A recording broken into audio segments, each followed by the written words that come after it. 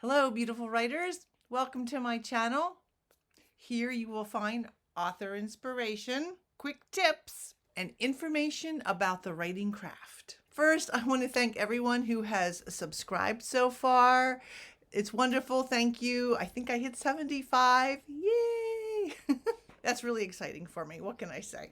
Today, I have 16 fast first draft tips. They work for me, maybe they'll work for you. Here's some truth. First drafts are the very, very toughest thing for me to do. Why? Because I've got this idea in my head. I see the plot maybe. I sort of see some of the characters. I have this general idea and I have to bring it alive. And you're going from nothing to this nebulous idea to something down on the paper. It's scary, but also super exciting. And really, I don't know if the story is going to work until the first draft is done. I could be 3/4 done the rough draft, the first draft, and I'm still like, is this really going to work? I only really know when that first draft is done. So here are those 16 quick tips coming at you. 1, have an outline.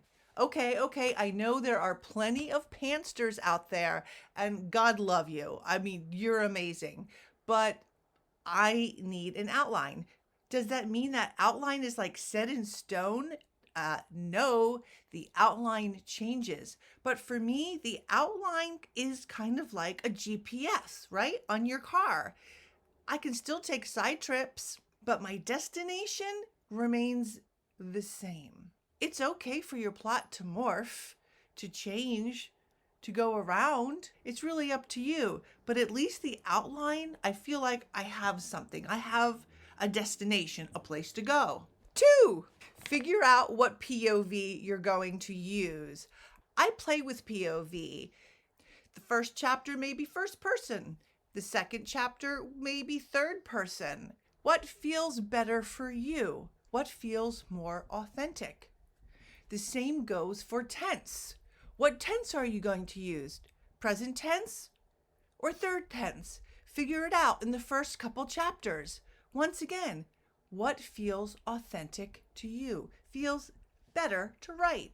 3, get the story out of your head. I have to get the story out of my head. I have to see if it works. And by does it work, I mean, is the story in your head novel length? Is there enough conflict, emotion? Are the characters that you created going to carry your entire story? In other words, is there enough story to make a novel? 4, the first chapter. I think about the first chapter while I'm outlining, while I'm creating those very rough character charts that I make. Usually by then, I am really ready with the first draft. I know I have it in my head what that first draft is going to be. And then I can't wait. The characters, they must emerge. 5, don't worry about punctuation. That's revision time. Don't worry about grammar. Same thing. Do that on your second, third, fourth go around. Don't stress about imagery or mood or metaphor or detail yet. Don't do it. Do you see how totally unstressful I am making this? Just get the story out. I like to say that I vomit it up because it's just kind of all word vomit. If it's all dialogue, that's great. If you just write, she looks at some mountains here, that's okay too. Don't stress about showing versus telling. That's for other revisions. You can fix all of that in the subsequent drafts. Plus, really, I think for writers in the beginning, that's kind of how our brain works. We think of the telling, not the showing. We might write something in a first draft like, she looked at the ocean. And then on a second or third draft, we're going to write something like, the ocean waves crashed against the rocks as violently as she clashed with her new boss. There you go. Put in temporary chapter breaks. Don't stress about that. See, so not stressful. You can always change them, combine them, split them up during subsequent drafts. The 10th tip is my favorite. I heard this from someone else, so I just can't take credit for it. But this is what it is. Leave off in the middle of a scene. When you have to stop writing for the day, stop in the middle of a scene. That way, when you come back, you're in the middle of that scene and you can keep writing. And so then that getting into the Zen zone just kind of happens.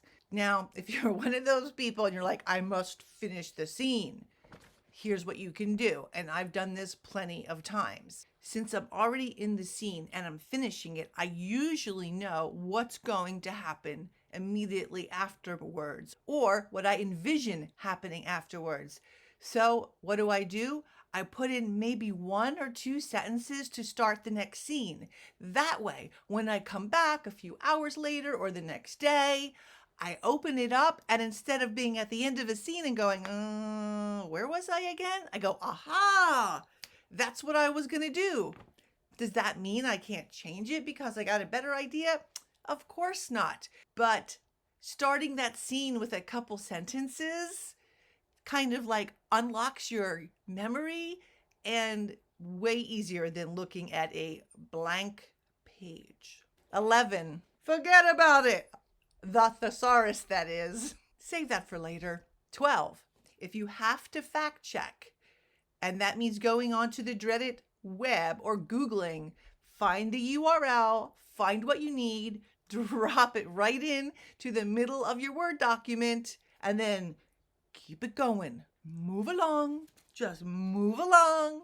You can always come back to it in subsequent drafts. 13, also one of my favorites. Comparison is the thief of joy. Seriously, I think I need to tattoo that somewhere on my arm maybe. Don't measure your first draft progress with anybody else. They have different availability to write. They have different genres. We all have brains that work differently. Some function better in the morning, the afternoon, the evening. Don't compare their speed to yours. A lot of times that's soul sucking. You don't need that. Don't compare yourself to another writer. They're not you. 14. For first drafts, I like to write in 14-point font, single spaced. For me, it is like a visual thing. Though the words are a little bit bigger because, here, right here, right? The words are big, but because it's single spaced, I feel like I can see more. And somehow when I'm writing, I can see kind of more what happened before. And it just gives me a better visual. That's me. On subsequent drafts, I go back to 12-point font Times New Roman. And sometimes if I'm really having a tough time figuring out if the paragraph is too long or if it just doesn't read fresh or clean, I do a wide rule. So it looks more like a book would, and sometimes it gives me a different perspective. But usually 16-point font, single spaced for a rough draft. It works best for me. 15, do not wait for the muse. Chances are she's writing her own damn book. Seriously though, don't wait for inspiration. Sit the butt down, you've heard this before, and start writing. You know a little secret? The muse, she comes while you're in the Zen zone. It's like her open door. Here's the 16th and final tip. Feeling frustrated, impatient, and self-doubt, totally normal. Totally. Go with it. And while you're feeling those feelings, stop. Honestly, stop and take note. What is your body doing? What is your visceral response? How does your stomach feel? Are your hands clenched? Are your shoulders tight? What's going on? Use that. Remember that for later on when you have to show how your characters are feeling. That's it. That's the 16 fast first draft tips. You can either slog through the first draft or zoom through that first draft. But when you finish, because you know you're going to finish, give yourself a huge, big pat on the back, because what you did, taking an idea and putting out that first draft, no matter how rough it is an amazing, Titan-sized accomplishment of creativity. You did it. You took the very first step to having that story look like how you imagine it to be. You took the first step to bringing your story to life. Thank you so much for watching today. I hope you enjoyed it. Hope you're going to get on that first draft right now. Also remember, if you haven't already, I sure would like to get up to 100 now, to subscribe and click that notify button. I have lots more stuff coming at you. And remember, writers, to dream, create, and embrace. Bye-bye. Happy writing.